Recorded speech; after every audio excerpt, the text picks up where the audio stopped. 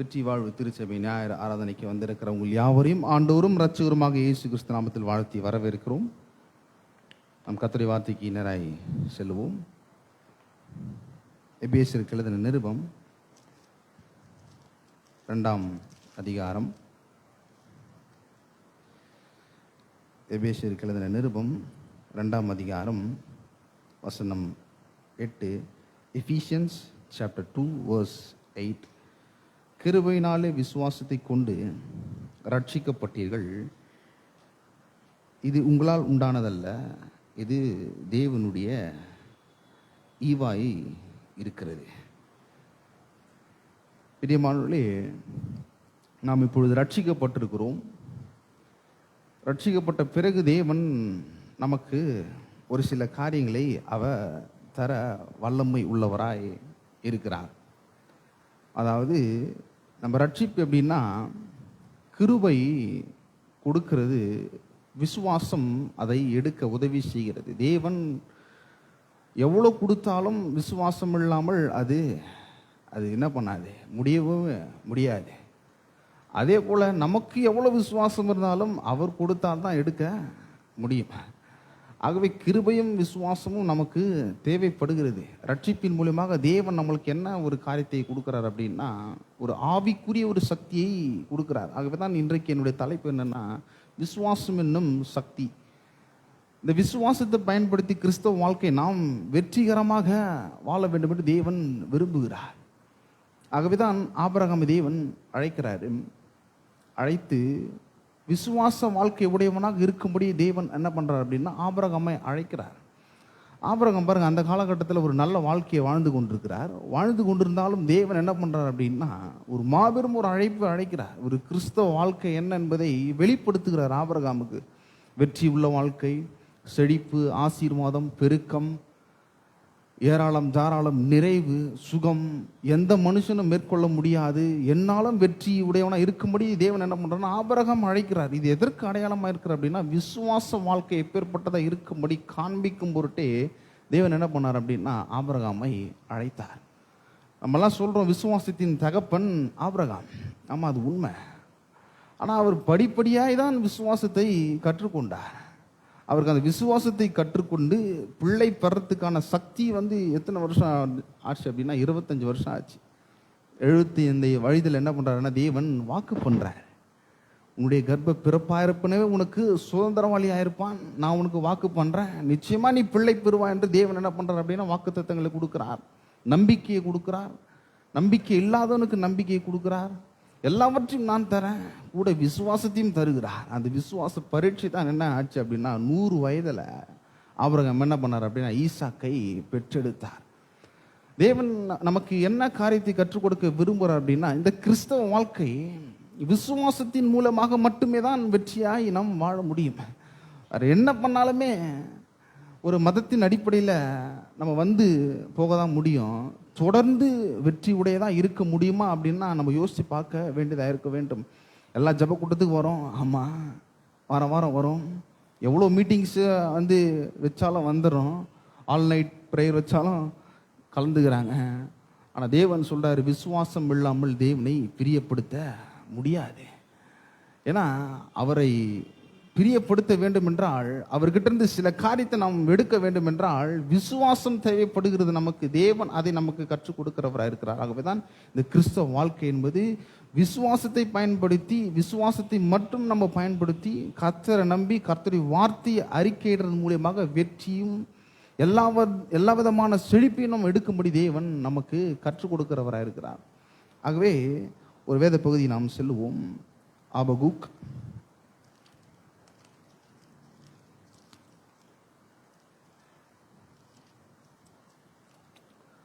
ஆபகுக் 2ஆம் அதிகாரம் 4ஆம் வசனத்தை வாசிக்கிறேன். Habakkuk chapter 2 verse 4. இதோ அகங்காரியா இருக்கிறானே, அவனுடைய ஆத்மா அவனுக்குள் செம்மையானதல்ல, தன் விசுவாசத்தினால் நீதிமான் பிழைப்பான். இங்கே ஆபகுக் பாருங்க, ஒரு தீர்க்கதரிசியாக இருக்கிறாரு. அவர் வாழ்ந்த காலகட்டத்தில் ஒரு பொல்லாத ஒரு ராஜா, ஒரு அக்கிரமம் செய்கிற ஒரு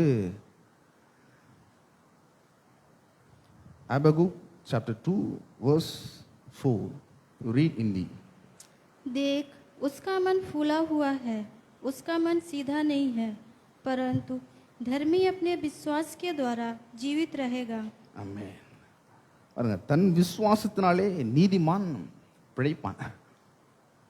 ஆகவேதான் இந்த ஆபகுக் பாருங்க, ஒரு கடுமையான ஒரு சூழ்நிலை இருக்கிறாரு. இந்த பின்னணி என்னன்னா, ஒரு பொல்லாத ராஜா, அக்கிரமம் செய்கிற ஒரு ராஜா இருக்கிறான், யூதாவை அரசாண்டு கொண்டிருக்கிறார். ஒரு தீமை நிறைந்ததாக இருக்கிறது, சுற்றிலும் எந்த விதமான ஒரு வெற்றி கிடையாது. எல்லாவே சத்துருக்கள் கையில் போய் இவங்க ஒப்பு கொடுக்கப்படுறாங்க. தேவனுடைய நியாய தீர்ப்பு, ஆக்கணி தீர்ப்பு இவங்க மேலே இருக்கிறது.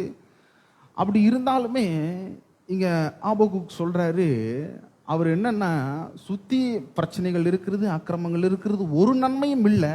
ஆனால் இங்கே ஆபகுக் சொல்கிறாரு, என்ன சொல்கிறாருன்னா, தன் விசுவாசத்தினாலே நீதிமான் பிழைப்பான்.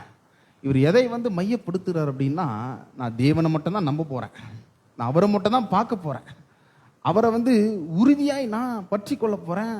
சூழ்நிலை ரொம்ப மோசமாக இருக்கலாம், பரவாயில்ல, தோல்வியில் இருக்கலாம், பரவாயில்ல, கண்ணீரில் இருக்கலாம், பரவாயில்ல. ஆனால் அவர் என்ன சொல்கிறார் அப்படின்னா, நான் விசுவாசமுடையவனாக இருக்க போகிறேன், என்னுடைய விசுவாசத்தினால நான் பிழைக்க போகிறேன். இந்த விசுவாசத்தை வச்சு தேவனுடைய நன்மைகளை நான் அனுபவிக்க போகிறேன், தேவனுக்குள்ள களி கூற போகிறேன், தேவனுக்குள்ள எல்லா விதமான ஆசீர்வாதங்களை நான் பெற்றுக்கொள்ள ஒரு மனிதனாக இருக்க வேண்டும் என்று ஆபகுக் இங்கே சொல்லுகிறார். ஆகவேதான் சூழ்நிலை ரொம்ப கடுமையாக இருக்கிறது. இவர் சொல்ற பாருங்க, ஆபகுக் 3ஆம் அதிகாரம் 17ஆம் வசனத்தில், ஆபகுக் சாப்டர் 3 verse 17.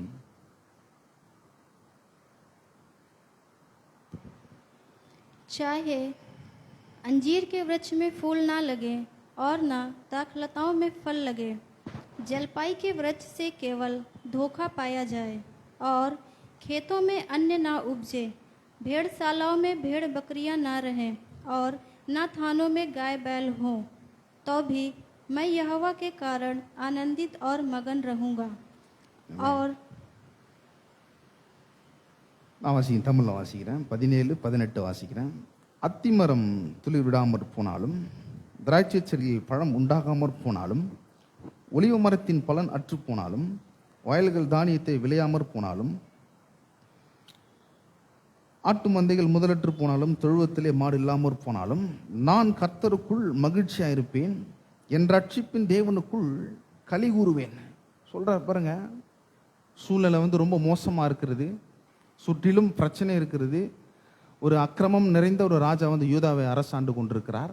அரசாண்டு கொண்டிருந்தாலும் ஒரு நன்மையும் இல்லை. என்ன சொல்றார் அப்படின்னா, அத்திமரம் துளிவிடாமல் பரவாயில்ல போனாலும், திராட்சை செடியில் பழம் உண்டாகாமற் போனாலும், ஒலிவ மரத்தின் பலன் அற்று போனாலும், வயல் தானியத்தை விளையாமற் போனாலும், கிடையில் ஆட்டு மந்தைகள் முதலற்று போனாலும், தொழுவத்தில் மாடு இல்லாமல் போனாலும், இவ்வளோ பிரச்சனைகள் இருந்தாலும் அவர் சொல்றார் பாருங்க, நான் கர்த்தருக்குள் மகிழ்ச்சியா இருப்பேன், என் ரட்சிப்பின் தேவனுக்குள் களி கூறுவேன்.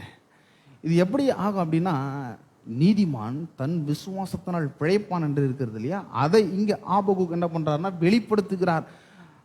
ஒரு மனுஷனுக்கு விசுவாசம் இருக்கும் பொழுது சூழ்நிலைகள் கடுமையா இருக்கலாம், ரொம்ப மோசமா இருக்கலாம். அப்படி மோசமா இருந்தாலும் அவனுடைய விசுவாசத்தின் அடிப்படையில் நம்ம வெற்றியாக இருக்க முடியும். நீங்கள் விசுவாசித்தால் தேவனுடைய நன்மையை பெற முடியும், நீங்கள் விசுவாசித்தால் சுகத்தை பெற முடியும், நீங்கள் விசுவாசித்தால் வெற்றியும் செழிப்பையும் குடும்ப ஆசீர்வாதத்தையும் சமாதானத்தையும் எல்லாவற்றையும் நாம் பெற முடியும் என்பதை ஆபகுக் என்ன பண்றாரு, நம்ம அங்கே வெளிப்படுத்துகிறார். சுத்தி பிரச்சனைகள் இருக்குது, ஒரு நன்மையும் இல்லை. ஆனால் இங்கே சொல்றாரு, நான் கர்த்தருக்குள் மகிழ்ச்சியாக இருப்பேன். அதற்கு விதை என்ன தெரியுமா, அவருடைய விசுவாசம். அவர் சொல்றாரு, தன் விசுவாசத்தினால் நீதிமான் பிழைப்பான். இதன் அடிப்படையில் தான் ஒரு எபிரேயருக்கு எழுதின ஆசிரியர் பாருங்க, அங்க அவர் வெளிப்படுத்துகிறார். எபிரேயருக்கு எழுதின நிருபம்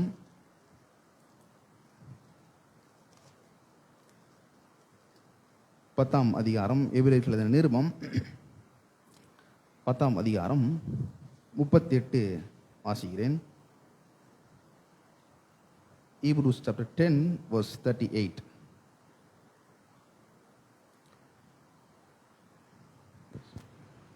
पर मेरा धर्मी जन विश्वास से जीवित रहेगा, और यदि वह पीछे हट जाए तो मेरा मन उससे प्रसन्न ना होगा.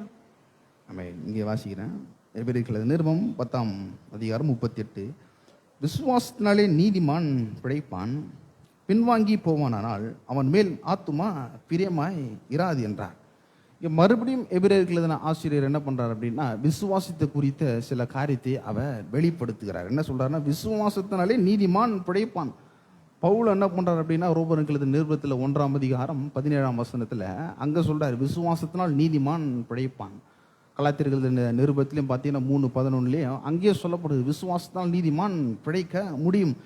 இங்கேயும் பார்த்தீங்கன்னா இந்த எபிரேயருக்கு எழுதின நிருபம் ஆசிரியர் என்ன பண்றார் அப்படின்னா, விசுவாசத்தினால் மட்டும்தான் கிறிஸ்தவ வாழ்க்கையை வாழ முடியும், பிழைக்க முடியும், தேவனுடைய நன்மைகளை நாம் பெற முடியும் அப்படின்ற என்பதை காண்பிக்கிறார். இன்னும் கேட்டால் அவர் என்ன காண்பிக்கிறார் அப்படின்னா, எல்லாவற்றையும் அவர் விசுவாசத்தை மையப்படுத்துகிறார், விசுவாசத்தை மேன்மைப்படுத்துகிறார்.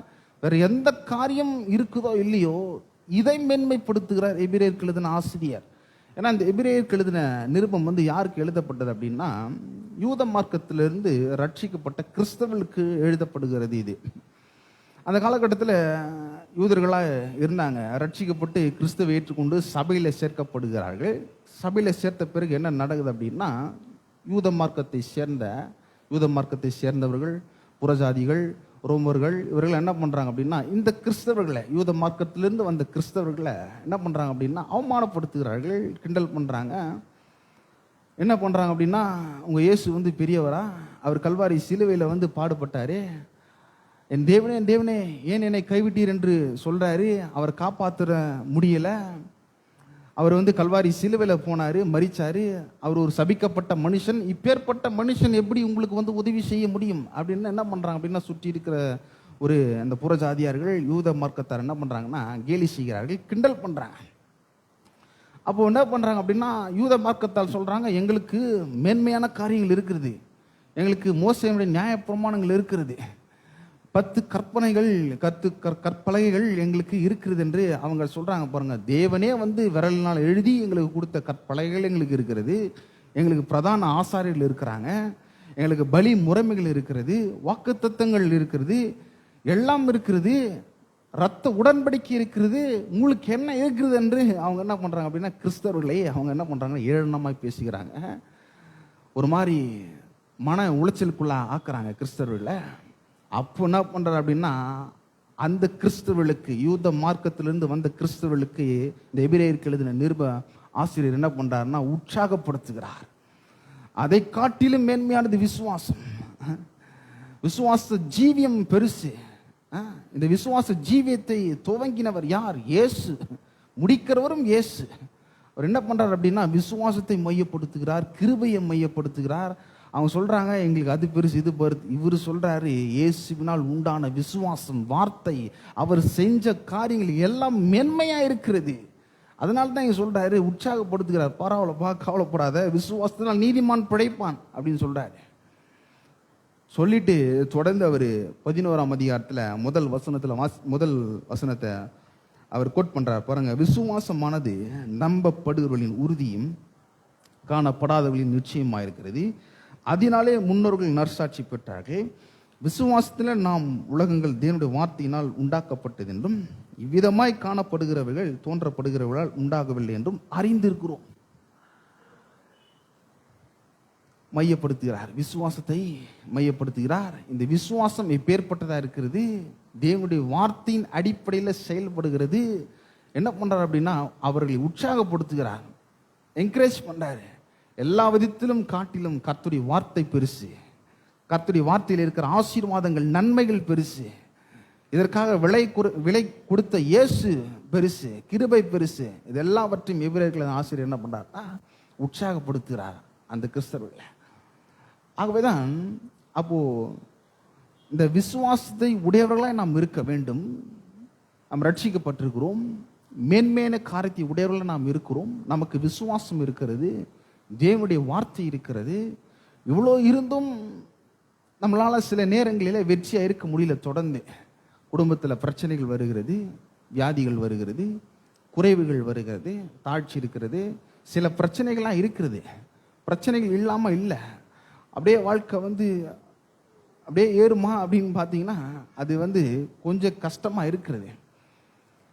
அப்போ என்ன பண்ணிடுறோம் அப்படின்னா, அந்த பிரச்சனையை பார்த்து நம்ம உட்காந்துறோம், பிரச்சனையை பார்த்து புலம்புறோம். ஆண்டவர்கிட்ட பிரச்சனையை மட்டும்தான் சொல்கிறோம். இதில் ஆண்டவரே பணத்தை சந்திங்க, ஆண்டவரே என் பிள்ளை படிக்கணும், ஆண்டவரே இந்த வியாதி இருக்கிற ஆண்டவரே. பாருங்க, நம்ம ரட்சிக்கப்பட்டிருக்கிறோம், அவர் கிருபைகளை கொடுக்கிறார். இந்த கொடுத்த கிருபையை நாம் விசுவாசத்தால் எடுக்க வேண்டும். இப்படி நம்ம எடுக்காம நம்முடைய ஃபோக்கஸ், நம்முடைய செயல்பாடு, நம்முடைய வல்லமை, நம்முடைய ஆற்றல் எங்க நம்ம செலவழித்து கொண்டிருக்கிறோம் என்பதை நாம் சிந்திக்க வேண்டும்.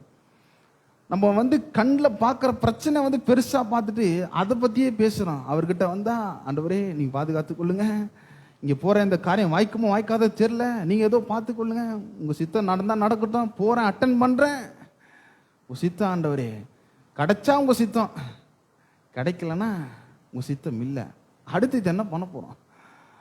அப்ப பாருங்க, இப்படி புலம்புறோம், கிறிஸ்தவ வாழ்க்கை இப்படி அப்ரோச் பண்றோம். ஆனா இங்க இவர் சொல்றாரு, இங்க விசுவாசமானது நம்பப்படுவதின் உறுதியும் காணப்படாதவர்கள் நிச்சயமா இருக்கிறது. என்ன சொல்றாரு அப்படின்னா, தம்பி நீ கண்ணில் பார்க்குற பத்தியா, அது உறுதி கிடையாதுப்பா, அது நிச்சயம் கிடையாது. காணப்படாதவைகள் நிச்சயமா இருக்கிறது. என்ன சொல்றாருன்னா, ஆவிக்குரிய ஒரு சக்தி இருக்கிறது, விசுவாசம் என்னும் ஆவிக்குரிய ஒரு சக்தி. இந்த ஆவிக்குரிய சக்தியை பயன்படுத்தி கிறிஸ்தவ வாழ்க்கைய கொடுக்கப்பட்ட தேவனுடைய வார்த்தைகள், வாக்கு தத்தங்கள் என்ன பண்ணுவோம்னா எடுத்து நாம் பயன்படுத்த வேண்டும், எடுத்து அதை நாம் பேசுகிறவர்களாய் இருக்க வேண்டும். ஆகவேதான் இந்த ஆவிக்குரிய சக்தியை பவுல் இன்னும் பாருங்க அதை கோட் பண்றாரு. 2 கொரிந்தியர் 4ஆம் அதிகாரம்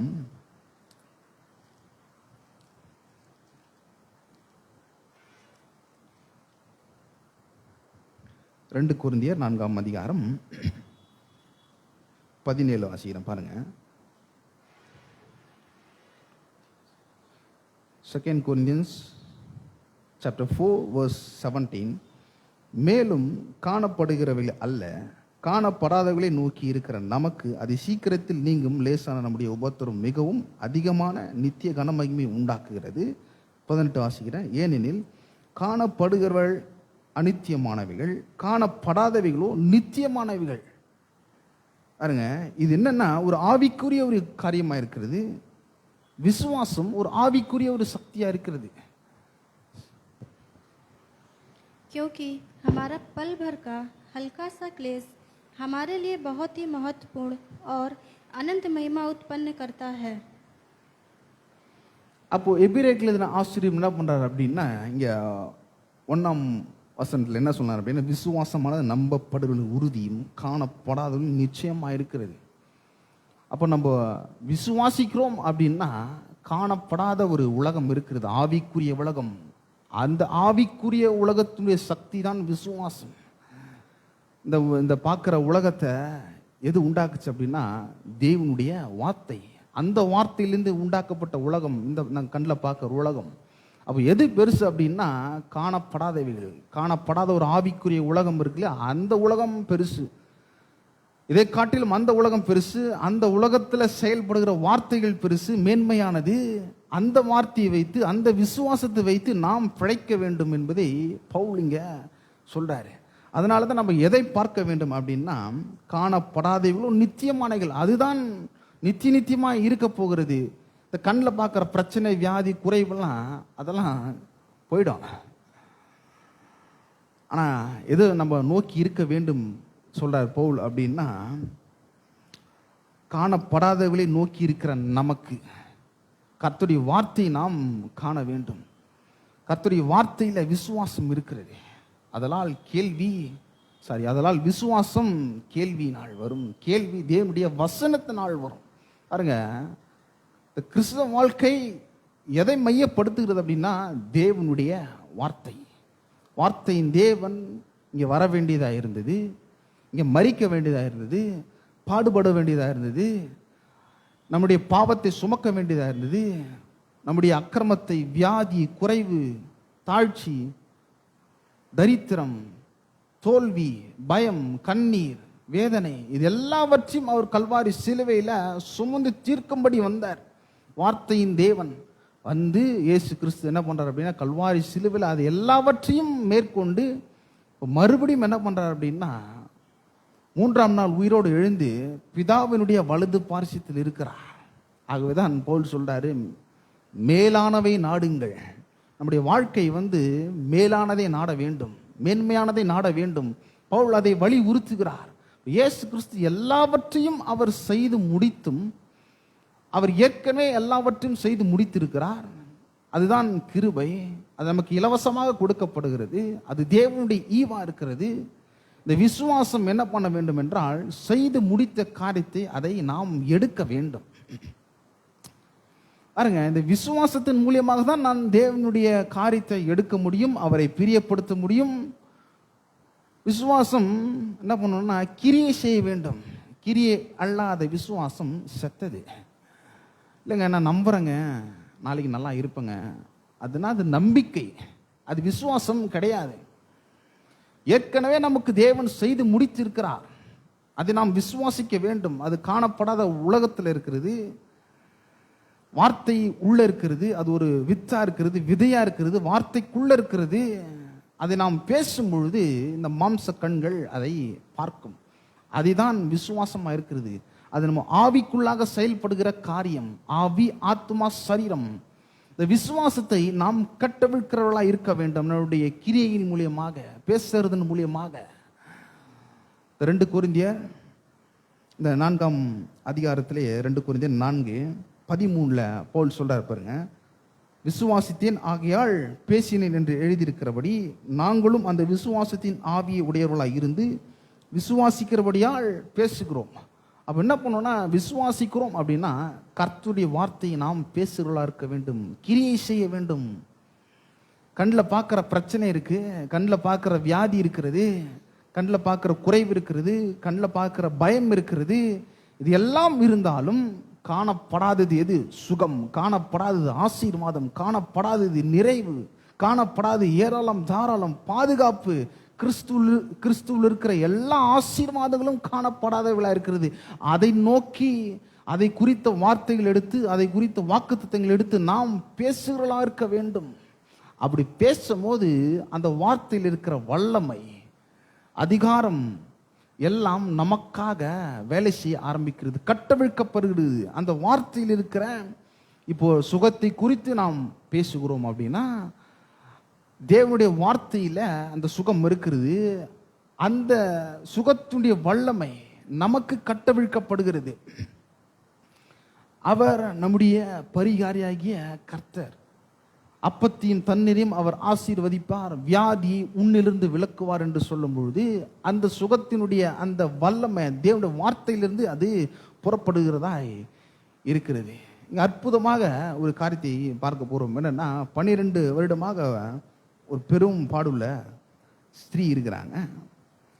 அவங்க தன்னுடைய வாழ்க்கையில இப்பேற்பட்ட ஒரு காரியம் உடையவர்களாக இருக்கிறாங்க. என்னன்னா, கண்ணில் பார்க்கறது பிரச்சனை. 12 வருஷமாக அவங்க பிரச்சனையில் தவிக்கிறாங்க. வியாதி இருக்கிறது. அதை எந்த மனுஷனாலும் சுகப்படுத்த முடியல. எல்லாம் பணத்தையும் செலவழித்து போயாச்சு. கையில் இருக்கிறது எல்லாமே அவங்க செலவழிந்து செலவு பண்ணியாச்சு. அவங்களுக்கு நம்பிக்கை இல்லை. ஆனால் இயேசுவை குறித்து அவங்க கேள்விப்படுறாங்க. இயேசுன்னு ஒரு ரட்சகர் இருக்கிறார். அவர் தன்னிடத்தில் வியாதிஸ்தர்கள் எல்லாம் சுகப்படுத்துகிறார். அவரால் செய்ய முடியாத காரியமே எதுவுமே கிடையாது. அவர் எல்லாவற்றையும் செய்கிறார் என்று அவங்களுக்கு ஒரு சுவிசேஷமாக அவங்க அறிவிக்கப்படுகிறது. அவங்க அதை கேட்கிறாங்க. அப்போ கேட்கும் பொழுது அவங்களுக்குள்ள இருக்கிற அந்த நம்பிக்கையானது விசுவாசமாக மாறுகிறது. முதல்ல கேட்குறாங்க, அது மாபெரும் ஒரு நம்பிக்கையை கொடுக்கிறது. நிச்சயமா அவரை தொட்டானா சுகமாக ஒரு நம்பிக்கை. அந்த நம்பிக்கை என்ன படுகிறது அப்படின்னா விசுவாசமாக மாறுகிறது, கிரியையாக மாறுகிறது, ஆக்ஷன்ல கொண்டு வராங்க. ஒரு எப்படி நடக்குது அப்படின்னா, லூக்கா எழுதின சுவிசேஷம் 8ஆம் அதிகாரம் 43. லூக்கா எழுதின சுவிசேஷம் 8:43. Luke chapter 8 verse 43.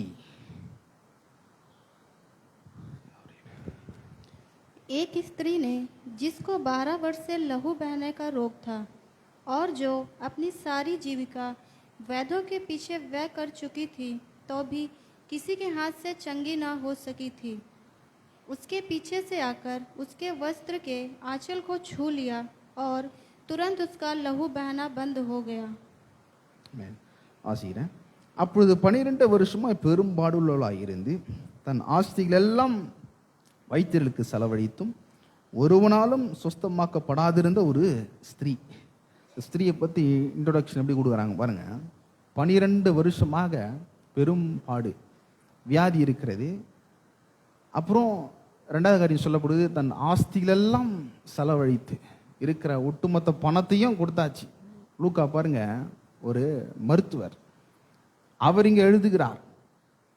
வேதம் சொல்லுகிறது மனுஷனால் கூடாதது, ஆமா அது உண்மை, ஆனா தேவனால் எல்லாம் கூடும். நீங்க மருத்துவரெல்லாம் பார்க்குறீங்களா, இந்த மருத்துவ படிப்புக்கு பல லட்சம் ரூபாய் கொடுத்து படிக்கிறாங்க. அவங்க படிச்சும் சில காரியத்தை செய்ய முடியல. அதை தான் நீங்க மருத்துவராகிய லூக்கா எழுதுகிறார். எங்களாலே சில காரியத்தை செய்ய முடியலப்பா. ஆமா, நாங்கள் மருத்துவர்கள் தேவனுடைய ஊழியத்தை செய்கிறோம். சில காரியங்கள் மருத்துவர்கள் உதவிகள் கொண்டு தேவன் நமக்கு ஊழியம் செய்கிறார். அப்படி செஞ்சாலும் இயற்கைக்கு அப்பாற்பட்ட விதத்தில் தேவன் கிரியை செய்ய வேண்டும் என்றால் நம்முடைய விசுவாசம் கிரியை செய்ய வேண்டும். ரட்சிக்கப்பட்ட நாம் ஒவ்வொருத்தரும் தன் தன் விசுவாசத்தினால் நாம் பிழைக்க வேண்டும். அந்த விசுவாசம் தேவனுடைய வார்த்தையின் அடிப்படையில் செயல்படுகிறதா இருக்கிறது. ஆகவேதான் ஒவ்வொரு விசுவாசியும் கர்த்தருடைய வார்த்தையை தியானிக்க வேண்டும், கர்த்தருடைய வார்த்தையில் இருக்கிற ஆசீர்வாதங்களை எடுக்க வேண்டும், கர்த்தருடைய வார்த்தையில் இருக்கிற மேன்மையான நன்மைகளை நாம் அதை புசிக்கிறவர்களை நாம் இருக்க வேண்டும். இங்கே யாராலும் செய்ய முடியாது. அப்புறம் சொல்றாங்க, வைத்தியர்களுக்கு செலவழிந்தும் ஒருவனாலும் சுஸ்தமாக்கப்படாதிருந்த ஒரு ஸ்திரீ. இன்ட்ரோடக்ஷன் பாருங்க. 12 வருஷம் வியாதி, காசு மொத்தம் காலி, எந்த டாக்டராலையும் சுகப்படுத்த முடியல. சுச்சுவேஷன் பின்னணி இப்படி இருக்கு அவங்களுக்கு. இப்படி இருக்கும் பொழுது இயேசு என்ற ஒரு ரட்சகரை குறித்து அவர்களுக்கு அறிவிக்கப்படுகிறது, ஒரு நற்செய்தி அவர்களுக்கு அறிவிக்கப்படுகிறது. மா இவ்வளோ பணம் செலவு வச்ச, சொத்தெல்லாம் விற்று எல்லாம் பண்ணியாச்சு, 12 வருஷமா கஷ்டத்தில் இருக்கிற, நம்பிக்கையில் இருக்கிற, வேதனையில் இருக்கிற, எந்த மனுஷனும் கிட்ட வர முடியாது, யாரும் அந்த பெண்ணுக்கு பணிவிடை செய்ய முடியாது, எந்த ஒரு அன்பும் இருக்காது, சந்தோஷமும் இருக்காது. அப்பேற்பட்ட ஒரு ஸ்திரீக்கு விசுவாசம் எப்பேற்பட்டதா இருக்கு பாருங்க. இயேசு குறித்து அவர்கள் கேள்விப்படுறாங்க. விசுவாசம் கேள்வினால் வருகிறது என்று வசனம் சொல்லுகிறது. அப்போ கேட்கப்பட்ட அந்த நற்செய்தி நிமித்தம் அவர்களுக்கு உள்ள ஒரு நம்பிக்கையும், அந்த நம்பிக்கை விசுவாசமாக மாறுகிறது. அப்ப என்ன சொல்றாங்க அப்படின்னா, அப்போ நிச்சயமா நான் அவர்கிட்ட போவேன், போயிட்டு அவருடைய வஸ்திரத்தின் ஓரத்தை நான் தொடுவேன், தொட்டால் சொஸ்தமாவேன் என்று என்ன பண்றாங்க அப்படின்னா, விசுவாசத்தை அவர்கள் கிரியை செய்கிறவளா இருக்கிறாங்க, பேசுகிறவளா இருக்கிறாங்க. முதல்ல போயிட்டு தொடுறேன், அப்புறம் சொஸ்தமானா பரவாயில்ல, வெளியே சொல்லலாம், எல்லாம் அமைதியா இருக்கலாம் என்னங்க, இல்லை இல்லை. மார்க் எழுதின சுவிசேஷம் அவங்க பாருங்க எப்படி சொல்றாங்க அப்படின்னா, மார்க் எழுதின சுவிசேஷம் 5ஆம் அதிகாரம், மார்க் எழுதின சுவிசேஷம் 5ஆம் அதிகாரம் 27, மார்க் சாப்டர் 5 verse 27. இயேசுவை குறித்து கேள்விப்பட்டு நான் அவருடைய வஸ்திரங்களில் யாகிலும் தொட்டால் சொஸ்தமாவேன் என்று சொல்லி முதல் என்ன பண்றாங்க அப்படின்னா சொல்றாங்க. அவங்களுக்கு கண்ணில் பார்க்கறது வியாதி, கண்ணில் பார்க்கறது குறைவு, கண்ணீர் இருக்கு, கண்ணில் பார்க்குறாங்க, காணப்படுகிறவைகள் இதெல்லாம் பார்க்குறாங்க, காணப்படாதது சுகம் இயேசுக்குள்ள. இயேசு பாருங்க யாருன்னா வார்த்தையின் தேவன். இப்போ இயேசுனாலே வார்த்தையின் ஞாபகம் வந்துடணும். அப்போ இந்த வார்த்தைக்குள்ள, இந்த இயேசுக்குள்ள அந்த சுகத்தை அவர்கள் காண்கிறார்கள். இப்போ என்ன பண்றாங்க அப்படின்னா, அவங்க சொல்றாங்க சொஸ்தமாவேன் என்று சொல்லி அவருடைய வஸ்திரத்தின் ஓரத்தை நான் தொட போறேன். முதல்ல பேசுறாங்க, கர்த்தருடைய வார்த்தை பேசுறாங்க, அந்த சுகத்தை பேசுறாங்க, காணாத சுகத்தை பேசிக்கொண்டே இயேசு கிட்ட தொடுறாங்க. அப்படி தொட்ட பொழுது என்ன நடக்குது அப்படின்னா, உடனே அந்த வியாதி என்ன பண்ணுச்சு அப்படின்னா அவங்களுக்கு சரீரத்தை விட்டு போயிடுச்சு. அப்போ இயேசு சொல்றாரு பாருங்க, லூக்கா எழுதின சுவிசேஷம் 8ஆம் அதிகாரம் 44 வாசிக்கிறேன். அவருக்கு பின்னாக வந்து அவருடைய வஸ்திரத்தின் ஓரத்தை தொட்டாள். உடனே அவளுடைய பெரும்பாடு நின்று போயிற்று. அப்பொழுது இயேசு பாருங்க, இயேசுவை தொட்ட பிறகு என்ன நடக்குது அப்படின்னா, இயேசுக்கும் அங்கே இயேசு என்ன பண்ணார், ரியாக்ட் பண்ணுறாரு. அப்பொழுது இயேசு என்னை தொட்டது யார் என்று கேட்டார். சம ஜன கூட்டமாக இருக்கு, கூட்டமெல்லாம் நெருக்குது. அப்போ அவர் கேட்குறாரு, என்னை யார் தொட்டது அப்படின்னு கேட்குறாரு. பேதுருலாம் சொல்லியிருப்பாங்க, ஐயா ரொம்ப கூட்டமாக இருக்கு, யாராவது கூட்டத்தில் நெருக்கும் பொழுது யாராவது ஓடும் பொழுது தொட்டிருப்பாங்க. இல்லை இல்லை இல்லை இல்லை, அவர் சொல்றாரு ஃபெய்த் டச், விசுவாச தொடுதல் என்னை தொட்டிருக்கிறாங்க. அவர் அப்படியே சொல்றாரு. ஆங்கில மொழிபெயர்ப்பதை நான் வாசிக்கிறேன் இந்த வசனத்தை.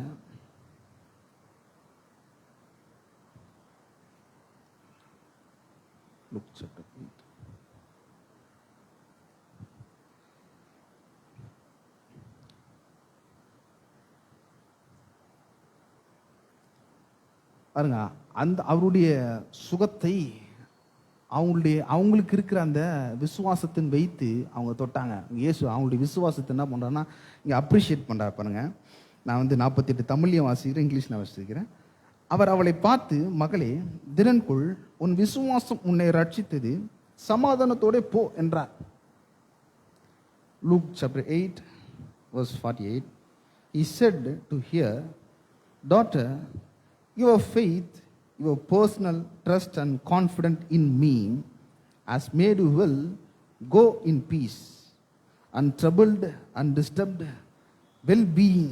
சொல்றா பாருங்க, மகளே யுவர் ஃபெய்த் அப்படின்னா உன்னுடைய விசுவாசம், நீ தனிப்பட்ட முறையில் முழுமையாக என்ன நம்பின பாரு, என் மீது நம்பிக்கை கொண்ட பாரு, இந்த காண்கிற இந்த வியாதியை காட்டிலும் காணாத சுகம் பெருசா இருக்கிறது, என்னால சுகத்தை கொடுக்க முடியும், முழுமையாக நீ என்னை நம்பினதனால உன்னுடைய சுகமே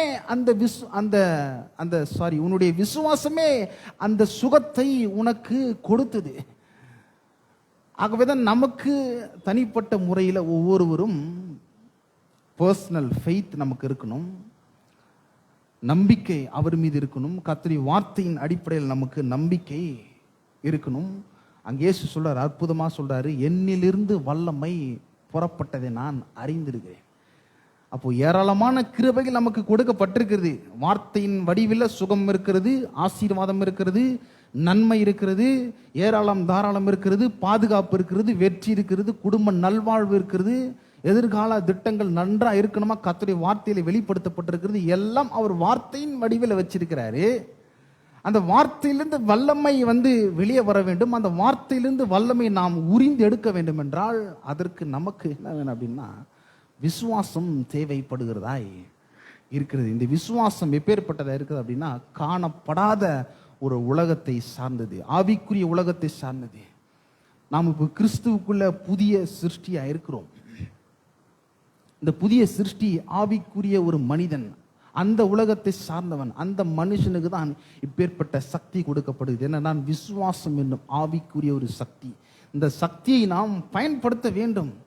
நீங்கள் ஒவ்வொருத்தரும் தனிப்பட்ட முறையில் முழுமையாக அவரை நம்ப வேண்டும். இந்த நம்பிக்கை ஆழமாக நாம் பதிக்க வேண்டும், அதை விசுவாசமாக மாற்ற வேண்டும். ஒவ்வொரு நாளும் கர்த்தருடைய வார்த்தையை நாம் பேசுகிறவர்களாக இருக்க வேண்டும். இந்த கர்த்தருடைய வார்த்தையில ஜீவன் இருக்கு, வல்லமை இருக்கு, ஆவிக்குரிய காரியங்களை திருப்தி செய்யக்கூடிய எல்லா விதமான ஒரு போஜனமா இருக்கிறது. இந்த மாம்ச மனிதன் பாருங்க, இந்த மாம்ச மனுஷனே சாப்பிடலன்னா பலவீனமாக ஆயிடுவான், டயர்ட் ஆகிடும். தண்ணி குடிக்கலன்னா நாக்கெல்லாம் வறட்சியாக போயிடும், பேச்சு வராது, நாக்கெல்லாம் போய் ஒட்டிக்கும். இந்த மாதிரிலாம் ஒரு காரியங்கள் நம்மளுடைய சரீரத்தில் இருக்கு. அதே போல தான் ஆவிக்குரிய ஒரு மனிதன் கர்த்தருடைய வார்த்தையை நம்ம அவனுக்கு கொடுக்கிறவனா இருக்க வேண்டும். அந்த ஆவிக்குரிய மனிதனுக்கு கர்த்தருடைய வார்த்தை, கர்த்தருடைய மேன்மையான காரியத்தை நம்ம கொடுக்கும் பொழுது அது கிறிஸ்துவுக்குள்ள அது வல்லமையை அது பலப்பட வேண்டும். உள்ளான மனுஷனை நாம் பலப்படுத்த வேண்டும். நம்மளால எல்லா காரியத்தையும் செய்ய முடியும். நம்ம உடன்படிக்கையின் மக்கள், நம்ம இப்போ பிள்ளைகளாக இருக்கிறோம். ஆகவேதான் கிருபைகள் நமக்கு ஏராளமாக எல்லாவற்றையும் செய்து முடிக்கிறது, கொடுக்கிறது. நம்முடைய விசுவாசத்தை வைத்து அதை நாம் எடுக்கிறவர்களா இருக்க வேண்டும். அந்த பெரும்பாடுள்ள ஸ்திரீ வாழ்க்கையில பார்த்ததெல்லாம் பிரச்சனை, ஆனால் இயேசு குறித்து கேள்விப்படும்போது, இயேசு என்ன வார்த்தையை தேவன், அவருக்குள்ள சுகம் இருக்கிறது, இந்த வார்த்தைக்குள்ள எல்லாம் இருக்கிறது, காணப்படாத அந்த சுகத்தை அவர்கள் எடுத்துக்கொண்டார்கள். இது இயற்கைக்கு அப்பாற்பட்ட விதத்தில் இது நடந்தது. இது நமக்கும் நடக்கும். இதை நம்ம ப்ராக்டிக்கலாக என்ன பண்ணணும் அப்படின்னா பயன்படுத்த வேண்டும். கர்த்தருடைய வார்த்தையில் நமக்கு தேவையான எல்லா காரியங்களும் நமக்கு இருக்கிறது. ஆகவேதான் இந்த வார்த்தையை இருதயத்தில் வச்சு பாதுகாக்கணும். பாதுகாத்து அதை குறித்து நம்ம பேசுகிறவர்களாக இருக்க வேண்டும். இந்த இருதயத்தில் கர்த்தருடைய வார்த்தையை நிரப்பும் போது அங்கிருந்து இந்த வார்த்தையில் இருக்கிற வல்லமையானது, ஜீவ ஊற்று நம்முடைய இருதயத்திலிருந்து அது புறப்பட்டு வருகிறதாய் இருக்கிறது. ஆமென். நாம் யாவரும் எழுந்து நிற்போம். நாம் யாவரும் எழுந்து நிற்போம். கேட்ட சத்தியத்திற்காக நம்ம நன்றி செலுத்துவோம்.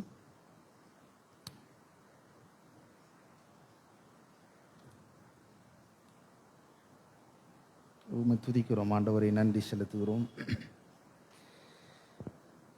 கேட்ட சத்தியத்திற்காக நாங்கள் நன்றி ஆண்டவரே. அந்த ஸ்தோத்திரம், நன்றி. பரலோக பிதாவே, குமாரனாக இயேசுவின் நாமத்தில் உம்மிடத்தில் வருவோம். ஆண்டவரே, நீ நல்ல தகப்பனாக இருக்கிறீர் ஆண்டவரே.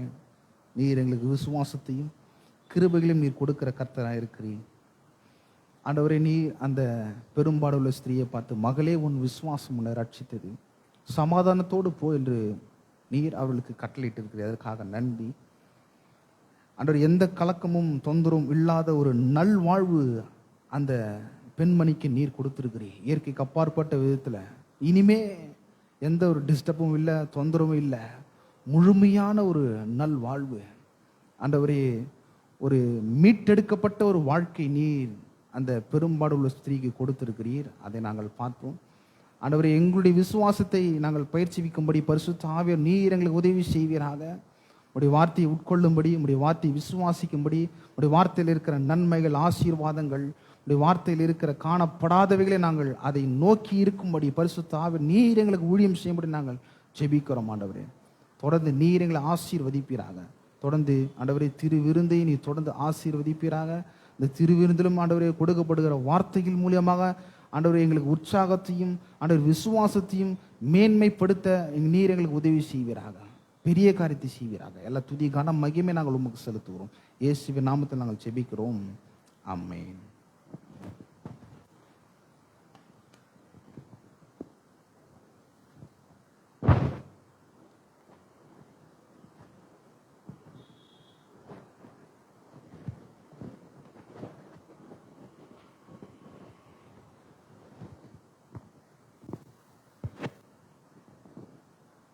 நம்ம உட்காருவோம். Please be seated. Within 5 minutes I will be finishing our communion service. நம்ம திருவிருந்து ஆராதனைக்கு நேராக நாம் கடந்து செல்வோம். ஒரு வேத பகுதியை நான் வாசிக்கிறேன். திருவிருந்துன்னு சொன்ன உடனே நம்மளுக்கு எல்லாருக்குமே ஒரு பெரிய ஒரு ரெவரன்ஷியல் ஃபியர் நமக்கு வர வேண்டும். Reverential fear is okay. அந்த ஒரு பயபக்தி இருக்கணும் நமக்கு எல்லாருக்குமே.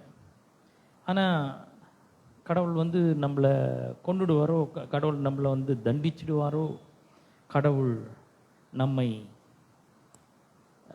அடிச்சிடுவாரோ, நம்ம வியாதிப்பட்டுருவோமோ அப்படின்லாம் நம்ம யோசிக்க வேண்டிய அவசியம் இல்லை.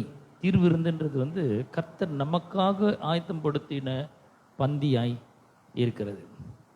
ஸோ முதல்ல தமிழில் சொல்லிடுறேன், அப்புறமா நான் இங்கிலீஷில் சொல்ல விரும்புகிறேன். ஏன்னா தமிழில் கொஞ்சம் கண்டினியூஸாக வரும். தமிழ் ஆட்கள்லாம் கொஞ்சம் நல்லா கவனிங்க. இந்த திருவிருந்து எடுக்கிறதுக்கு, திருவிருந்தில் நம்ம கலந்து கொள்றதுக்கு பயப்பட வேண்டிய அவசியமே இல்லை. ஏனென்றால் இது நம்ம ஏற்படுத்தினதில்லை, கர்த்தர் ஏற்படுத்தின பந்தி. இது கர்த்தருடைய பந்தி. அவர் சொல்ற, சத்துருக்களுக்கு முன்பாக நீர் எனக்கு ஒரு பந்தியை God has prepared. அவர் ஏற்படுத்துகிற ஒரு பந்தி இது. ஆனால் நம்ம தைரியமாக வரலாம். அவர் தான் சொல்லுகிறார் தைரியமாக வா அப்படின்னு சொல்லி அவர் சொல்லியிருக்கிறார். அதனால நம்ம தைரியமாக வரோம். நம்மளுக்காக தைரியம் வர்றது கிடையாது, நம்மளுக்கெல்லாம் பயம்தான் வருது. ஆனால் அவர் சொல்கிறார் தைரியமாக வா, உனக்கு தைரியம் உண்டாய் இருக்கிறது. அப்போ இந்த திருவிருந்த பங்கு கொள்ளும் பொழுது நமக்கு ஒரு மேஜர் தாட் என்ன, ஒரு பெரிய ஒரு மோசமான எண்ணம் என்ன அப்படின்னு சொல்லி நம்ம பார்க்கும்பொழுது, நான் ஒரு பாவி, நான் எப்படிங்க இதில் போய் பங்கு கொள்றது? நான் ஒரு பாவியாச்சே, நான் ஒரு கேடுகட்ட பாவி, நான் அந்த அளவுக்கு நல்லவன் கிடையாது, நான் எப்படி இந்த பந்தியில் நான் பங்கு கொள்றது? நான் எவ்வளோ அயோக்கியத்தனங்களை செஞ்சுருக்கேன், மற்றவங்களுக்கு யாருக்கும் தெரியாது, ஆனால் எனக்கு தெரியும்ல நான் ஒரு அயோக்கியன் அப்படின்னு நம்ம நினைக்கிறோம். அது நம்முடைய எண்ணம் அது. ஆனால் பைபிள் என்ன சொல்கிறதுன்று நம்ம கொஞ்சம் கவனித்து பார்க்கணும். ரோமர்கள் நிருபம் 5ஆம் அதிகாரத்தில் 19ஆம் வசனத்தில் நான் வாசிக்க போகிறோம் ஒரு வசனத்தை, 19ஆம் வசனத்தை, ரோமர் 5:19. அந்த வசனம் என்ன சொல்லுதுன்னா, நம்ம எப்படி பாவிகள் ஆக்கப்பட்டோம் அப்படின்னு சொல்லுது. நம்மளாம் நினச்சிக்கிறோம் நம்ம பாவம் செய்யறதுனால நம்ம பாவிகள் ஆக்கிட்டோம், நம்ம பாவம் செய்யறதுனால நம்மலாம் பாவிகள் அப்படின்னு நினச்சிக்கணும். இல்லை இல்லை, பைபிள் என்ன சொல்லுதுன்னு பாருங்க. நம்மளுடைய கருத்துக்கு போகக்கூடாது. பைபிள் என்ன சொல்லுது? அன்றியும் ஒரே மனுஷனுடைய கீழ்ப்படியாமையினாலே அநேகர் பாவிகள் ஆக்கப்பட்டார்கள். See how beautifully it says. நம்ம எப்படி பாவிகள் ஆனோம் அப்படின்றது நம்ம கரெக்டாக புரிஞ்சுக்கணும்னா தான் நம்ம எப்படி நீதிமான்களாக்கப்பட்டோன்றது நமக்கு விளங்கும். நம்மலாம் எப்படி பாவிகளாக்கப்பட்டோம்? பாவம் செஞ்சதுனால நம்ம பாவிகளாக்கப்படல. ஒரு மனுஷனுடைய கீழ்ப்படியாமையினால, ஒரே மனுஷனுடைய கீழ்ப்படியாமையிலன்னு நம்ம அநேகர், எல்லா மனுஷனும் பாவிகளாக்கப்பட்டாங்க. யார் அந்த மனுஷன்? அந்த மனுஷன் யாரு? ஆதம் இல்லையா? இந்த ஆதம், ஃபர்ஸ்ட் ஆடம், இந்த முதல் ஆதம் மூலமாக அந்த ஒரு மனுஷனுடைய கீழ்ப்படியாமையினால நாம் எல்லாரும் பாவிகள் ஆக்கப்பட்டோம். அப்ப பைபிள் எப்படி சொல்லுதுன்னா, நீங்க பாவம் செய்யறதுனால பாவிகள் கிடையாது, நீங்கள் பாவிகள் அதனால தான் பாவம் செய்கிறீர்கள். இது ரெண்டுத்துக்கும் ரொம்ப பெரிய வித்தியாசம் இருக்கு. நீங்கள் பாவிகளா இருக்கிறீர்கள், ஆகவே பாவம் செய்கிறீர்கள். பாவம் செய்யறது தவிர வேற வழியே கிடையாது நமக்கு. ஆனா அந்த வசனம் அதோட முடியல. அடுத்து சொல்லுது, ஒருவருடைய கீழ்ப்படிதலினாலே. அந்த ஒருவர் யாரு? கர்த்தராகிய இயேசு கிறிஸ்து, பிந்தின ஆதாம், கடைசி ஆதாம். அந்த ஒரு மனிதனுடைய கீழ்ப்படிதலினாலே அநேகர் நீதிமான்களாக்கப்படுவார்கள். இங்க ஃபர்ஸ்ட் ஆடம், இங்க செகண்ட் ஆடம், லாஸ்ட் ஆடம். இவர் பாவம் செஞ்சார் ஒரே மனுஷனுடைய கீழ்ப்படியாமையினால. இவர் because of his disobedience we became sinners, the Bible says. அப்படிதான் நம்ம பாவிகளாக்கப்பட்டோம். பாவிகளா இருக்கிறதுனால தான் பாவம் செய்கிறோம். இப்போ இங்க இன்னொரு மனுஷன் வந்துட்டார். Second Adam has come. Second Adam வந்தாச்சு. the last Adam, he obeyed God. He obeyed all the he did all the commandments. அவர் ஒபே பண்ணியிருக்கிறார். அவர் ஒபே பண்ணதுனால எல்லாரும் என்ன பண்ணிட்டாங்கன்னா நீதிமான்களாக்கப்பட்டாங்க. இப்போ நான் உங்களை பார்த்து ஒரு கேள்வி கேட்க போறேன். நீங்க பாவிகளா நீதிமான்களா? நீங்க தான் சொல்லணும், நல்லா சத்தமா சொல்லுங்க. நீங்க பாவிகளா நீதிமான்களா? இந்த மனுஷன் கீழே இருக்கிறவங்கலாம் பாவிகள். அந்த ஒரு மனுஷன் கீழ்ப்படியாம போனா அதனால பாவிகள் ஆக்கப்பட்டார். இன்னொரு மனுஷன் வந்துட்டார் இப்போ, இயேசு கிறிஸ்து. அவருடைய கீழ்ப்படிதல்னால நீங்கள்லாம் நீதிமான்கள் ஆக்கப்பட்டீர்கள்னு சொல்லுவோம். ஆக்கப்பட்டாச்சு. இப்போ are you a sinner or a righteous person? What the Bible says, what do you think about that? I'm not asking you what do you think about that. What the Bible says, are you a sinner or a righteous person? You are a righteous person, the Bible says. வேதம் சொல்கிறது, நீங்கள் நீதிமான்கள் ஆக்கப்பட்டீர்கள். எப்படி? உங்களுடைய கீழ்ப்படிதல்னால அல்ல, ஒரு மனுஷனுடைய கீழ்ப்படிதல்னால நீங்கள் நீதிமான்கள் ஆக்கப்பட்டிருக்கிறீர்கள். That's why Jesus said in Hebrews chapter 10:19, இங்க 5:19 வாசித்தோம் ரோமர்ல. எபிரேயர்ல 10:19 வாசிக்கிறேன் பாருங்க. எபிரேயர் 10:19 வாசிக்கிறேன். எபிரேயர் 10:19 சொல்லுகிறது, ஆகையால் சகோதரரே, நாம் பரிசுத்த ஸ்தலத்தில் பிரவேசிப்பதற்கு இயேசுவானவர் தமது மாம்சமாகிய திரையின் வழியாக புதிதும் ஜீவனமான மார்க்கத்தை நமக்கு உண்டு பண்ணினபடியால் அந்த மார்க்கத்தின் வழியாய் பிரவேசிக்கிறதுக்கு அவருடைய இரத்தத்தினாலே நமக்கு தைரியம் உண்டாயிருக்கிறது. எப்படி சொல்லியிருப்பாருங்க. இப்போ இங்க வரத்துக்கு நமக்கு ஒரு பெரிய தைரியம் உண்டாயிருக்குது. எதனால? நம்ம ரொம்ப யோகியன்றனாலயா? நம்ம ரொம்ப நல்லவர்கள்னாலயா? இல்ல, அவருடைய இரத்தத்தினாலே நமக்கு தைரியம் உண்டாயிருக்கிறது. அவர் ஆயத்தப்படுத்தி வச்சுக்கிறாரு. எது மூலமா? தம்முடைய மாம்சமாகிய திரையின் வழியாக புதிதும் ஜீவனமான மார்க்கத்தை அவர் நமக்கு உண்டு பண்ணினபடியால் நமக்கு தைரியம் உண்டாது. அதனால கர்த்தர் சொல்ல, தைரியமா வாப்பா, பயப்படாத, என்னை பார்த்து பயப்படாத, தைரியமா வா. தைரியமா என்ன பண்ணு, இதுல பங்கு கொள் அப்படிங்கிறாரு. ஸோ தைரியமாக இதில் வந்து பங்கு கொள்ளலாம். ஏன்னா God is inviting you to partake in the communion. ஆமென். தைரியமாக வரணும், பயந்து வரக்கூடாது. பயந்து வர்றது அவருக்கு பிடிக்கல, தைரியமாக வர சொல்லி சொல்கிறாரு. இப்போ இங்கிலீஷில் வாசிக்க அந்த வசனத்தை, Romans chapter 5 verse 19. I'm going to read Romans 5:19. When we invite people to partake in the communion, people were afraid. So many people are afraid to take communion, to partake in the communion. Why? Because they think that they are sinners. They're not good. They did so many things. They did so many wrongdoing. So they got afraid in their heart and mind. They are not good enough to partake in the communion. So what the Bible says, Romans 5:19 says, for as by the one man's disobedience the many were made sinners. How you became sinner? Why do you sinning all day long? Why you are sinning often? You are not a sinner because you did sin. You are not a sinner because you have done something wrong. You are a sinner so that you are sinning every day. Why? The Bible says, as by the one man's disobedience. Who is that one man? That one man is Adam. Your forefather Adam sinned against God. He disobeyed God. For that one man's disobedience, many became sinners. Not because of your disobedience, not because of your sin, you became sinners. Because of that one man's disobedience, you were made sinners, the Bible says. Do you understand?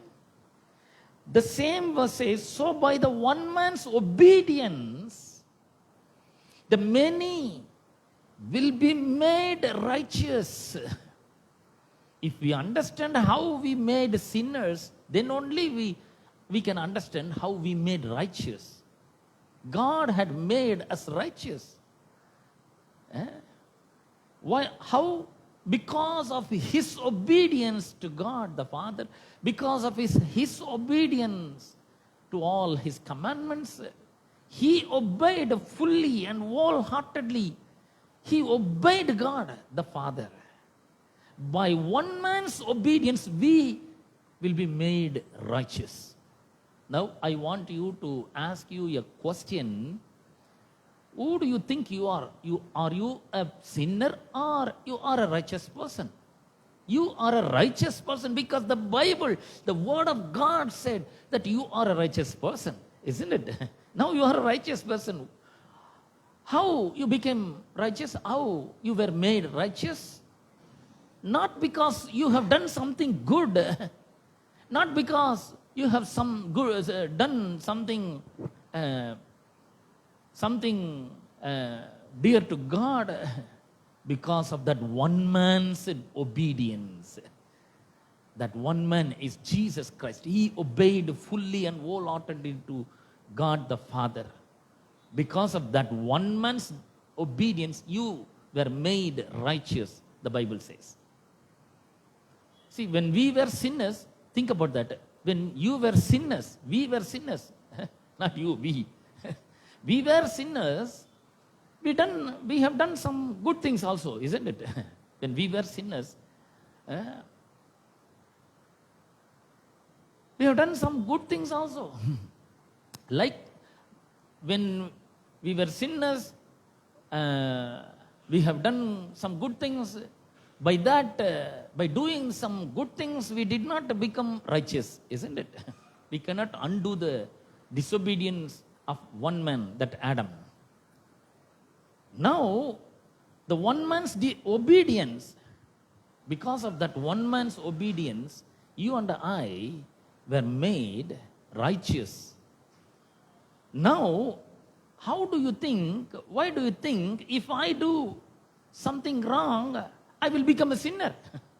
பாருங்க, ஒரு மனுஷனுடைய கீழ்ப்படியாமைனால அநேகர் பாவிகளாக்கப்பட்டாங்க. நம் பாவிகளா இருந்தபோது சில நல்ல காரியங்களை செய்கிறோம்ல. யாருக்காவது ஏதாவது வாங்கி கொடுக்குறோம், அவங்க கொஞ்சம் கஷ்டப்பட்டு அவங்களுக்கு கொஞ்சம் பணம் கொடுக்குறோம், கொஞ்சம் நல்ல காரியங்களை, குட் திங்ஸ் நம்ம என்ன பண்றோம்.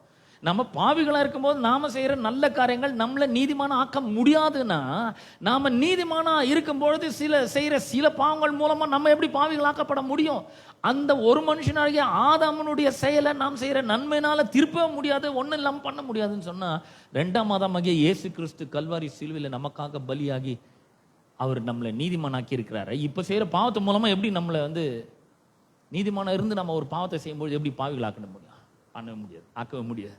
Do you understand what I am saying?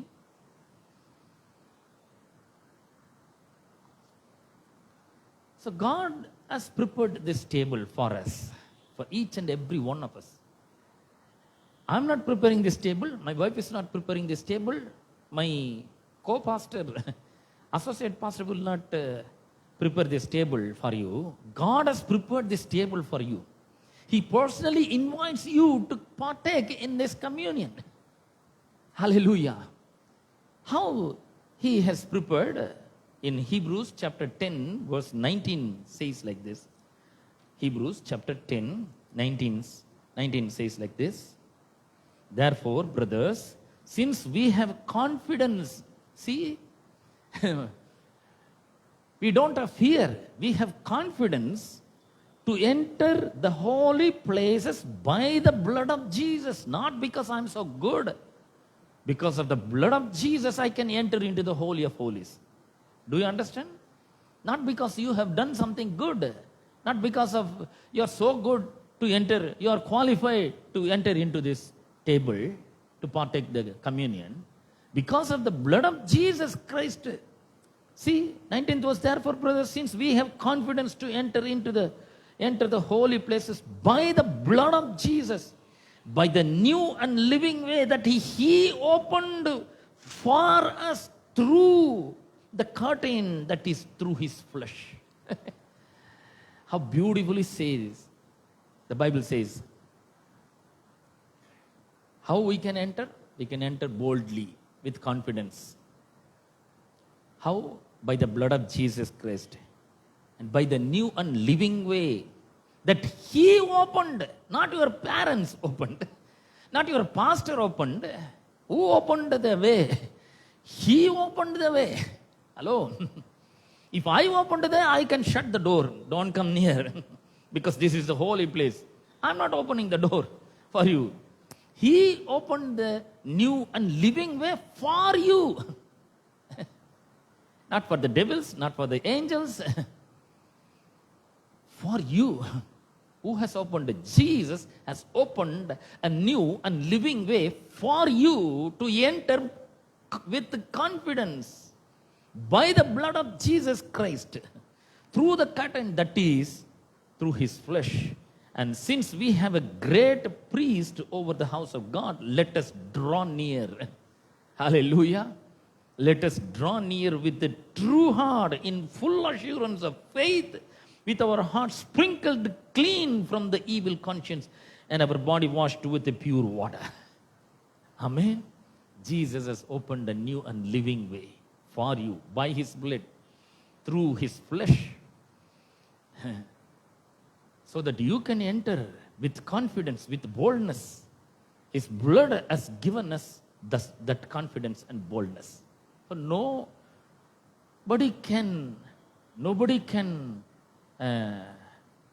stop you from partaking his communion, because he has prepared, he has opened a new and living way through his blood, through his flesh, so that we can, for us, so that we can enter confidence and with boldness. Amen. I invite you all with a true heart and faith to enter into this, partake into this table. Amen. Let us all pray together for this communion, for this table. Let us bless this table and partake with faith and confidence. Amen. Let us pray. அன்பின் பிதாவே, உம்முடைய குமாரனாகிய இயேசு கிறிஸ்துவின் நாமத்தினாலே உம்மண்டை நாங்கள் வருகிறோம். இந்த அற்புதமான நாளுக்காக உமக்கு ஸ்தோத்திரம். ஆண்டவரை நாங்கள் கேட்ட சத்தியத்திற்காக உமக்கு நன்றி செலுத்துகிறோம். கர்த்தாவே, தர்மையான திருப்பந்திக்காக உமக்கு நன்றி செலுத்துகிறோம். இந்த பந்தி இயேசுவின் நாமத்தினாலே ஆசீர்வதிக்கிறோம். We bless this table of Father which you have prepared for us, and you have opened a new and living way for us by your blood and through your flesh, Lord, so that we can enter into the holy places with confidence and faith, Lord. We thank you for your precious blood. We thank you for the precious thank you for your one and only begotten Son Jesus Christ and his shed blood, and we boldly and with confidence we enter into this holy of holies. Father, you have forgiven all our sins, and you have healed all our iniquities and diseases of Father. ஆண்டவரே, எங்களுடைய பாவங்கள் அனைத்தையும் உண்மையில் ஏற்றுக்கொண்டீர். எங்களுடைய வியாதிகளை எல்லாம் நீர் ஏற்றுக்கொண்டு மரித்து எங்களுக்காக உடைய விலையேறப்பெற்ற ரத்தம் சிந்தப்பட்டவர்களுக்காக உமக்கு ஸ்தோத்திரம். உடைய சிந்தப்பட்ட ரத்தத்திற்காக உமக்கு நன்றி செலுத்துகிறோம். ஆண்டவரே, உடைய பிற்கப்பட்ட சரீரத்துக்காக உமக்கு நன்றி செலுத்துகிறோம். இந்த பந்தியிலே நாங்கள் பங்கு கொள்ளும் பொழுது உண்மையாகவே நாங்கள் நீர் எங்களுக்காக உண்டு பண்ணி வைத்திருக்கிற சகலவித ஆசீர்வாதங்களிலும் நன்மைகளிலும் நாங்கள் பங்கு கொள்ள எங்களுக்கு உதவி செய்யும். எல்லா கனம் துதி மகிமை நாங்கள் உமக்கே செலுத்துகிறோம். இயேசுவின் நாமத்தில் ஜெபிக்கிறோம் பிதாவே, ஆமென். பந்தி பரிமாறப்படும் வேளையில் எல்லாரும் எடுத்து கையில் வைத்துக் கொள்ளுங்கள். எல்லாருக்கும் பரிமாறப்பட்ட பிற்பாடு நாம் எல்லாரும் ஒன்றாக எழுந்து நின்று சேர்ந்து நாம் இதை அனுசரிப்போம். இப்பொழுது நம்முடைய மத்தியில் இருக்கிற ஜாய் கிருபாவும் ஆனி குட்டியும் ஒரு பாடலை பாடுவார். மைக்கேல் அனி அங்க ஒரு மைக்கேல் ஒயர் ஒயர் ஒயர் பார் ஒயர் பார் அந்த பக்கம். குட். ஆன் பண்ணியிருக்க ஆன் பண்ணியிருக்க மைக் ஆன் பண்ணியிருக்க. ஆன் பண்ண ஆன் பண்ண. எல்லாமே நீர் தந்தது, எல்லாமே நீர் தந்தது, எல்லாமே நீர் தந்தது, எல்லாமே நீர் தந்தது. என் வாழ்விலே என் இயேசுவே எல்லாமே நீர் தந்தது. என் வாழ்விலே என் இயேசுவே எல்லாமே நீர் தந்தது. வாழும் பூமி உறங்கும் இல்லம் உண்ணும் உணவு கல்வி செல்வம். வாழும் பூமி உறங்கும் இல்லம் உண்ணும் உணவு கல்வி செல்வம். கர்த்தாவே நீர் தந்தது, காருண்யத்தால் வந்தது. கர்த்தாவே நீர் தந்தது, காருண்யத்தால் வந்தது. என் வாழ்விலே என் இயேசுவே எல்லாமே நீர் தந்தது. என் வாழ்விலே என் இயேசுவே எல்லாமே நீர் தந்தது.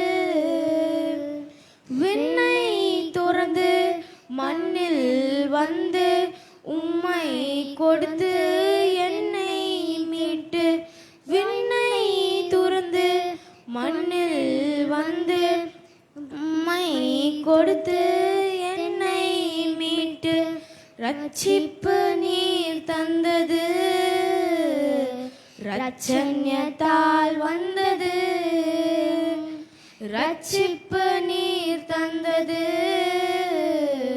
ரட்சண்யத்தால் வந்தது.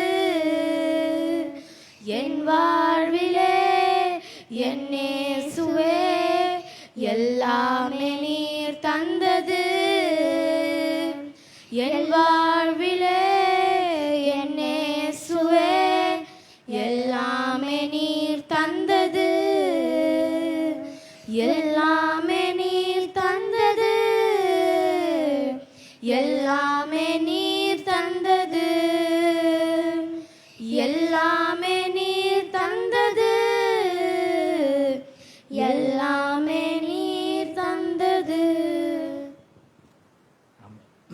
Let us all stand together. I'm going to read a verse, scripture portion. நான் உங்களுக்கு ஒப்புவித்ததை கர்த்தரிடத்தில் பெற்றுக்கொண்டேன். என்னவெனில் கர்த்தராகிய இயேசு தாம் காட்டிக் கொடுக்கப்பட்ட அன்று ராத்திரியிலே அப்பத்தை எடுத்து ஸ்தோத்திரம் பண்ணி அதை பிட்டு, நீங்கள் வாங்கி புசியுங்கள், இது உங்களுக்காக பிற்கப்படுகிற என்னுடைய சரீரமாக இருக்கிறது, என்னை நினைவு கூறும்படி இதை செய்யுங்கள் என்றார். நாம் இந்த அப்பத்தை புசிப்போம்.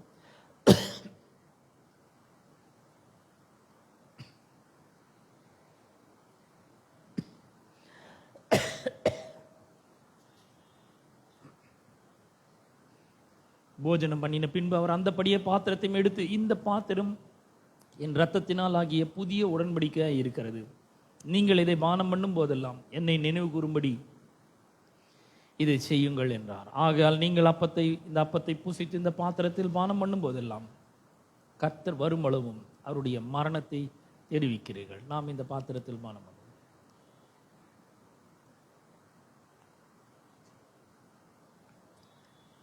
நாம் ஜெபிப்போம். எங்கள் அன்பின் பிதாவே, உம்முடைய குமாரனாகிய இயேசு கிறிஸ்துவின் நாமத்திலே உம்மண்டை நாங்கள் வருகிறோம். இந்த அற்புதமான நாளுக்காக உமக்கு ஸ்தோத்திரம். ஆண்டவரே, கேட்ட சத்தியத்திற்காக உமக்கு நன்றி செலுத்துகிறோம். ஆண்டவர், நீர் எங்களுக்காக உண்டு பண்ணி வைத்திருக்கிற இந்த அருமையான பந்திக்காக உமக்கு நன்றி செலுத்துகிறோம். ஆண்டவரே, இந்த பந்தியிலே பங்கு கொள்ளும்படியாக நீர் எங்களை குவாலிஃபை பண்ணி இருக்கிறதற்காக உமக்கு ஸ்தோத்திரம். ஆண்டவரே, ஒரு மனுஷனுடைய கீழ்ப்படியாமையினாலே நாங்கள் அநேகர் பாவிகளாக்கப்பட்டது போல ஒரே மனுஷனுடைய கீழ்ப்படிதலினாலே நாங்கள் அநேகர் நீதிமான்களாக்கப்பட்டு இருக்கிறோம். ஆண்டவரே, நாங்கள் பாவிகளாக இருக்கும் பொழுது நாங்கள் செய்கிற ஒரு சில நன்மைகள் நிமித்தமாக நாங்கள் எப்படி நீதிமான்கள் ஆக முடியாதோ, அதுபோல நாங்கள் நீதிமான்கள் ஆக்கப்பட்ட பிற்பாடு நாங்கள் செய்கிற ஒரு சில பாவங்கள் நிமித்தமாக நாங்கள் பாவிகளாக ஆக்கப்படவே முடியாது என்பதை இன்றைக்கு சத்தியத்தின் மூலம் விளங்கி கொண்டோம். ஆண்டவரே, தகப்பனே, உம்முடைய சத்தியத்திற்காக உமக்கு ஸ்தோத்திரம். உம்முடைய இரத்தத்தினாலே உம்முடைய பந்தியிலே பங்கு கொள்ளும்படியான தைரியம், மகா பரிசுத்த ஸ்தலத்தில் பிரவேசிக்கும்படியான ஸ்லாக்கியம் எங்களுக்கு கொடுக்கப்பட்டதற்காக உமக்கு ஸ்தோத்திரம். தகப்பனே, கொடான கொடி நன்றிகளை நாங்கள் உமக்கு ஏறெடுக்கிறோம். ஆண்டவரே, உம்முடைய ரத்தத்துக்காக உமக்கு ஸ்தோத்திரம். உங்களுடைய பிற்கப்பட்ட சரீரத்துக்காக, சீந்தப்பட்ட ரத்தத்துக்காக உமக்கு ஸ்தோத்திரம்.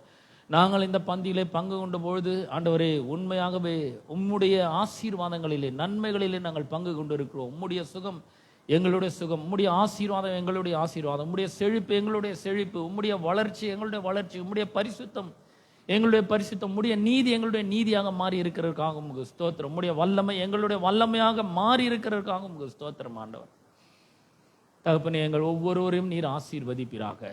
ஆண்டவரே, உமக்கு நன்றி செலுத்துகிறோம். எல்லா கனமும் துதியும் மகிமை மேன்மையும் ஒருவருக்கே நாங்கள் செலுத்துகிறோம். இயேசுவின் நாமத்தில் ஜெபிக்கிறோம் பிதாவே, ஆமென். நம்முடைய கர்த்தராகிய இயேசு கிறிஸ்துவின் கிருபையும் பிதாவாகிய தேவனுடைய அன்பும் பரிசுத்த ஆவியானவருடைய அந்யோன்ய ஐக்கியமும் பாதுகாவலும் வழிநடத்தலும் இன்னும் என்றும் சதா காலங்களிலும் நாம் அனைவரோடும் என்றும் இருப்பதாக. आमीन। प्रभु यीशु मसीह का अनुग्रह और परमेश्वर का प्रेम और पवित्र आत्मा की सौभाग्यता तुम सबके साथ होती रहे। And all the saints of God said amen, amen, amen. God bless you all. Thank you.